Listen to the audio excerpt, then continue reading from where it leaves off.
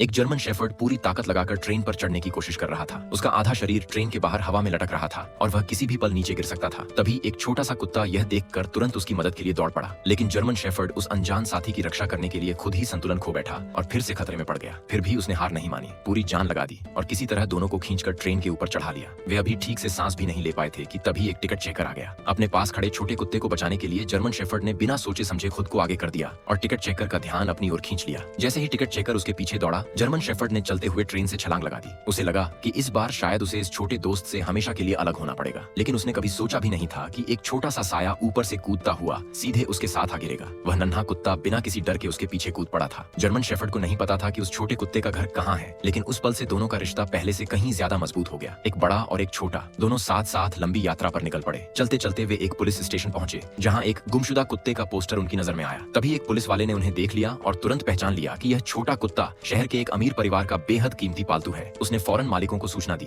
लेकिन जब अमीर परिवार वहां पहुंचा तो उन्होंने सिर्फ जर्मन शेफर्ड को अकेले खड़ा पाया। दरअसल कुछ देर पहले जब पुलिस वाला छोटे कुत्ते को बाहर टहलाने ले गया था, तब उन पर एक खतरनाक कुत्ते ने हमला कर दिया और उसी अफरा तफरी में किसी ने उस छोटे कुत्ते का अपहरण कर लिया। और हैरानी की बात यह थी कि अपहरणकर्ता ने कुत्ते को लौटाने के बदले $50,000 की फिरौती मांगी, लेकिन जैसे ही वह आदमी कार का दरवाजा खोल रहा था, तभी एक कुत्ता बिजली की तरह उस पर झपटा और उसकी नाक को जोर से काट लिया। अपहरणकर्ता के गिरते ही छोटा पीला कुत्ता अपने दोस्त के साथ तेजी से भाग निकला, लेकिन गुस्से से पागल कुत्ता व्यापारी ने अपने पाले हुए सारे खतरनाक कुत्तों को छोड़ दिया। पीछा करने वालों ने हार नहीं मानी और देखते ही देखते एक रोमांचक और जानलेवा दौड़ शुरू हो गई।